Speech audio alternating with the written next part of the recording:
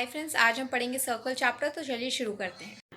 देखो, ये जो थ्योरम है इसमें क्या कहता है कि ये मैंने अपनी भाषा में लिख रखा है, आपकी बुक में एक दूसरी भाषा में दे रखा है, आप उसे पढ़ सकते हो। ठीक है। इसका कहने का मतलब ये है कि जैसे कोई एक सर्कल है, देखो कोई एक सर्कल मैंने बना दिया ऐसे।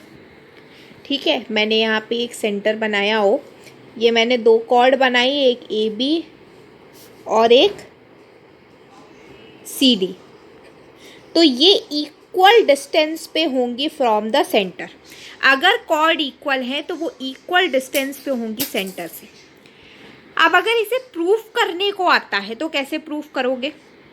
देखो, हमें पता है कि अगर कोई सेंटर से कोई लाइन किसी कॉर्ड पे पड़ रही होती है तो वो उसके परपेंडिकुलर होती है और उसे दो भागों में बाइसेक्ट करती है। तो ये दोनों जो एंगल होंगे, इसको एल मान लो, इसे एम मान लो। ठीक है, तो ये एल और एम एंगल दोनों ही क्या होंगे? 90 डिग्री के होंगे। अब इन्हें जॉइन कर दो, ओसी को और ओबी को जॉइन कर दो। अब आपको यहाँ दो ट्रायंगल मिल गए, एक ये और एक ये दो ट्रायंगल आपको मिल गए। अब इसमें क्या करना है? देखो, ये दोनों कॉर्ड एक दूसरे के इक्वल है तो इनके आधे भी एक दूसरे के इक्वल होंगे। तो ये ये राइट एंगल मतलब आरएचएस से प्रूव हो जाएगा, राइट हाइपोटेनस साइड से ये प्रूव हो जाएगा कि ये कॉन्ग्रुएंट है। अब इसको मैं लिखा देती हूँ। देखो, इसमें कंस्ट्रक्शन आप लिख सकते हो कि भाई join this to this. Proof मैं लिखा रही हूँ। प्रूफ क्या है इसका?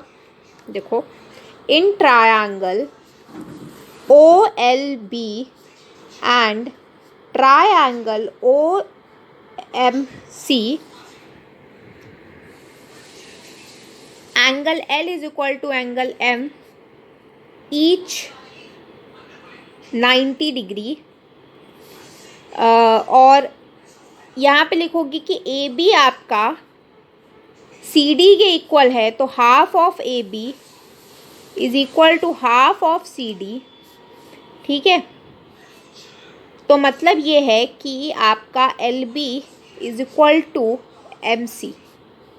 ठीक है, इसके बाद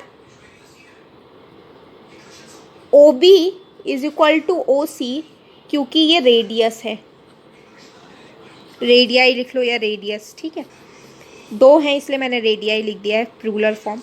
तो by R H S congruency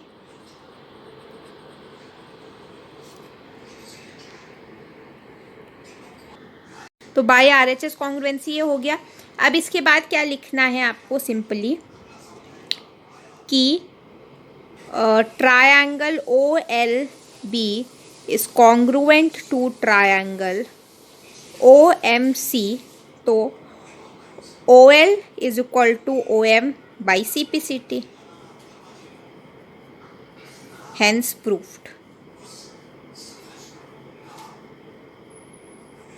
prove हो गया। अब इसके बाद इसका एक कन्वर्स आता है।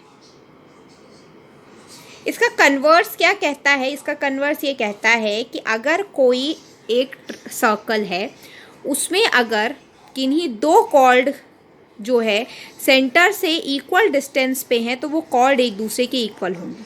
तो इसे कैसे प्रूफ करेंगे? देखो, इसके लिए पहले डायग्राम बना देते हैं मैं। तो ये मैंने दो कॉर्ड बना दी, ए बी और सी डी, ये ओ। ठीक है, अब फिर से वही कि भाई अब देखो, ये 90 डिग्री नहीं होगा, सॉरी ये 90 डिग्री होगा, सॉरी ये 90 डिग्री होगा। ठीक है, अब देखो, ये वाला इसके इक्वल है, ये 90 डिग्री है, और ये वाला इसके इक्वल तो हो नहीं सकता, पर क्या ये रेडियस तो हो सकती है ना।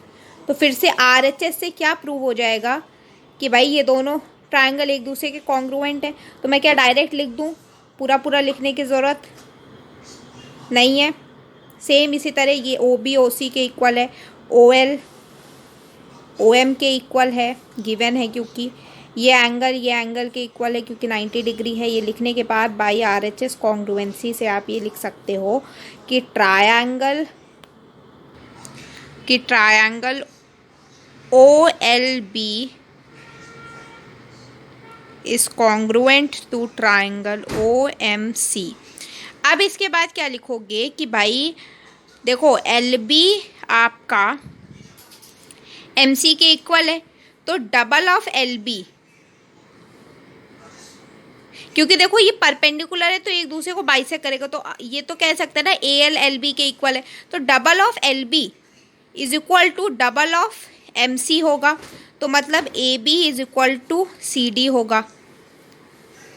अगेन समझने की कोशिश करो, मैंने कहा सेंटर से कोई लाइन किसी कॉर्ड पे पड़ती तो उसके परपेंडिकुलर उसे बाइसेक्ट करती, तो भाई LB और AL तो एक दूसरे के इक्वल है, तो अगर मैं डबल ऑफ LB बोल दूं AB को तो कोई दिक्कत होगी, तो वो अगर LB MC के इक्वल है तो double of LB double of MC के इक्वल नहीं हो जाएगा। तो बस ये प्रूव हो जाएगा कि भाई ये जो है एक दूसरे के इक्वल है। होप आपको ये सब कुछ समझ में आ गया हो। अगर आपके मन में कोई भी डाउट है तो आप मुझे कमेंट सेक्शन में बता सकते हैं। मेरी वीडियो को भी लाइक कर दीजिएगा, मेरे चैनल को भी सब्सक्राइब कर लीजिएगा। Thank you.